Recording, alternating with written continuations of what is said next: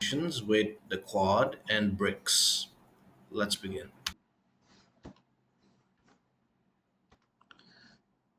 Hello. Today I'm going to be talking about Prime Minister Modi's visit to Brazil to attend the BRICS summit and meeting between the foreign ministers of the Quad countries. I want to use these meetings to show the how India's relations with both groupings are and how I think India can manage both groupings and for its own national interest. Uh, and I will talk this from a nationalistic perspective on how India can promote its national culture and goals through these groupings. Without further ado, let's get started.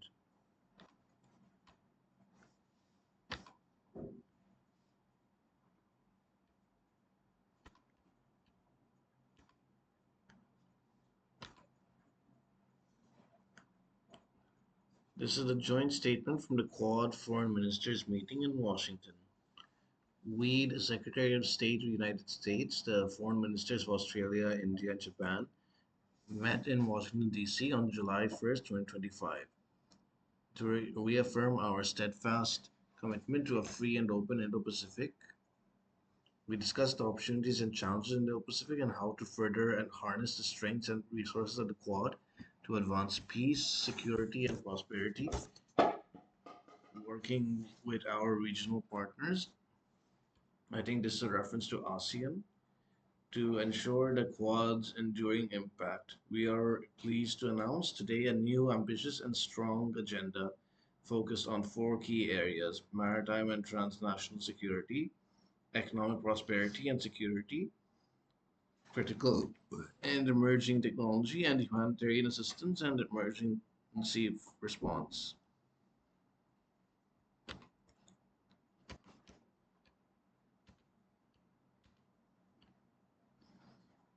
As we advanced our shared objectives for the region, our cooperation with and support for ASEAN and centrality and unity, Pacific Islands Forums and Pacific-led regional groupings and Indian Ocean Rim Association remain unwavering. Here they talk about the situation in the East China Sea and South China Sea, where China claims territory from other countries in these seas. We reiterate our strong opposition to any unilateral actions that seek to change the status quo by force or coercion.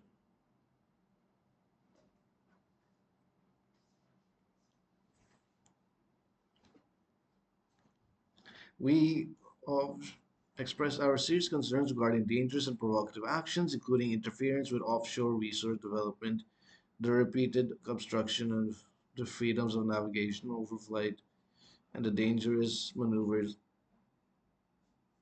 by military aircraft and coast guard and maritime militia vessels, especially the unsafe use of water cannons and ramming or blocking actions in the South China Sea. These are actions that China's vessels and other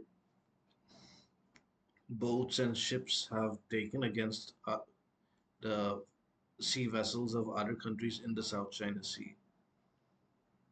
And we reaffirm that maritime disputes must be resolved peacefully and in accordance with international law, and reiterate that the award rendered by the Arbitral Tribunal on July 12, 2016, is a significant milestone and the basis for peacefully resolving disputes between the parties.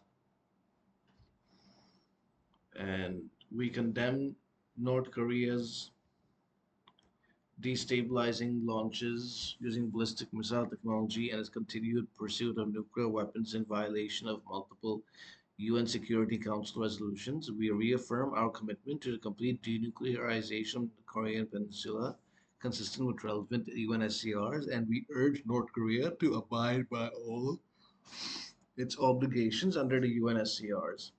We express grave concern over North Korea's malicious cyber activity, including cryptocurrency theft and use of workers abroad to fund North Korea's unlawful weapons of mass destruction and ballistic missiles programs. So, They agree that North Korea should not have nuclear weapons. That shows that India has aligned with the other countries on this issue. They are not supportive of North Korea at all. And we are deeply concerned with the abrupt constriction and future reliability of key supply chains, specifically for critical minerals. This happened a few months ago when China stopped selling critical minerals to the United States when President Trump raised tariffs on Chinese goods. This includes the use of non-market policies and practices for critical minerals, certain derivative products, and mineral processing technology. We underscore the importance of diversified and reliable global supply chains. Everything. We remain deeply concerned by the worsening crisis in Myanmar and its impact on the region.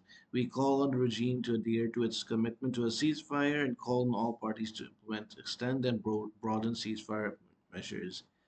This is with reference to the military regime in Myanmar, which is supported by China. You can see that Quad wants the violence between the military and the other groups to cease and for there to be peace between them. The Quad unequivocally condemns all acts of terrorism and violent extremism in all its forms and manifestations, including cross border terrorism, and renews our commitment to counterterrorism cooperation. We condemn in the strongest terms the terrorist attack in Pahalgam, Jammu and Kashmir on April 22nd, 2025, which claimed the lives of 25 Indian nationals and one Nepali citizen, while injuring several others. This is the terrorist attack that took place in India in the area of Pahalgam in the state of Jammu and Kashmir. In fact, they say Jammu and Kashmir, which is the name that India gives for the state, not Azad Kashmir or Indian occupied Kashmir, shows that they're subtly recognizing that it is a part of India, although not directly. And yes, they condemned the terrorist attack, but they just don't say it was done in India and that they don't agree with India that it's done by Pakistan. They haven't supported that. We call for the perpetrators, organizers, and financiers of this reprehensible act to be brought to justice without any delay and urge all UN member states, in accordance with their obligations under international law and relevant UNSCRs, to cooperate actively with all relevant authorities in this regard.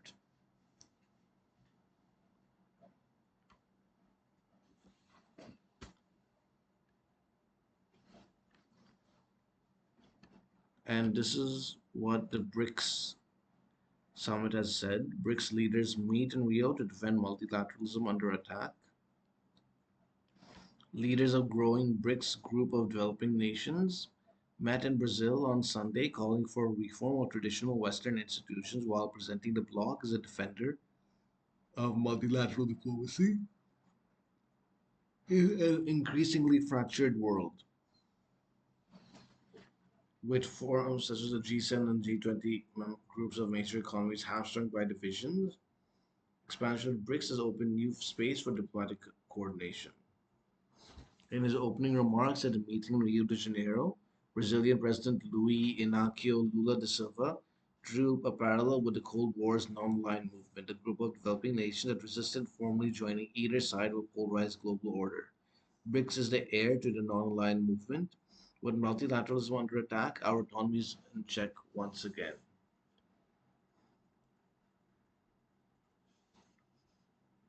Chinese President Xi Jinping chose to send his prime minister in his place. Russian President Vladimir Putin is attending online due to an arrest warrant from the International Criminal Court. And I think Sergei Lavrov, the Russian foreign minister, has visited instead. Several heads of state have gathered at Rio's Museum of Modern Art on Sunday and Monday, including Prime Minister Narendra Modi and South African President Cyril Ramaphosa.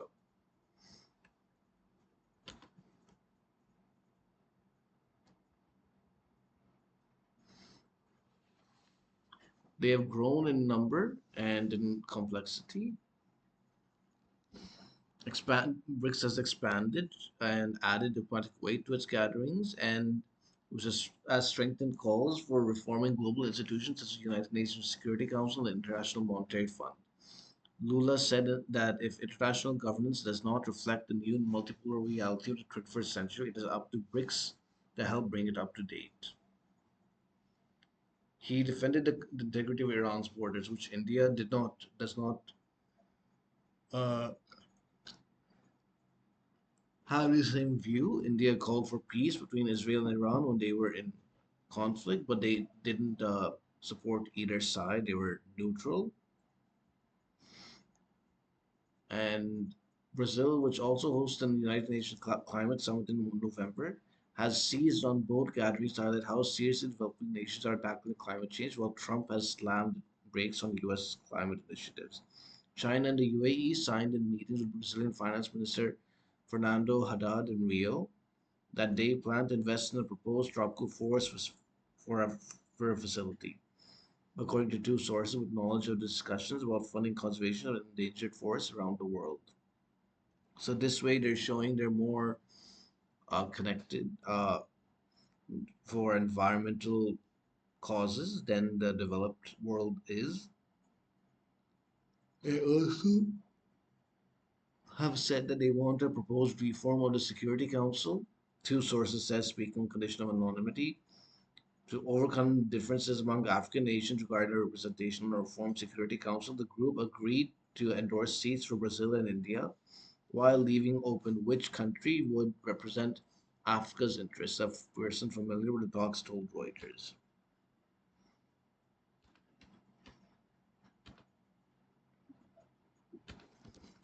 All this shows that um, these groups are becoming more wider in their activities, and that India needs to increase its engagement with them. India has done well with both and needs to continue.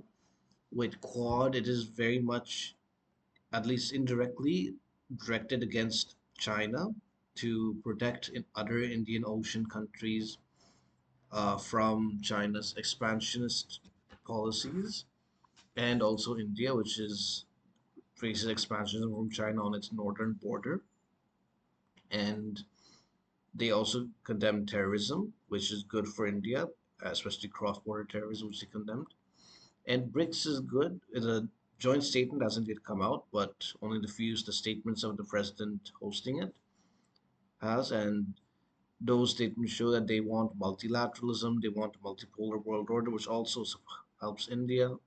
India needs global organization like the United Nations and the IMF to be more balanced towards its own needs and not biased towards the developed world. And yeah, so I think that this works. That so far the uh, engagement with both groups is working for India, and India's benefiting from them, and I hope it continues.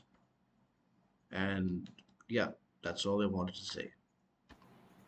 Please share your thoughts in the comment section. If you want to see other videos about Indian nationalism with respect to current events, click here. If you want to see my previous video, click here. If you want to see the sources I use for this video, click the link in the description below. Thank you for watching. Goodbye.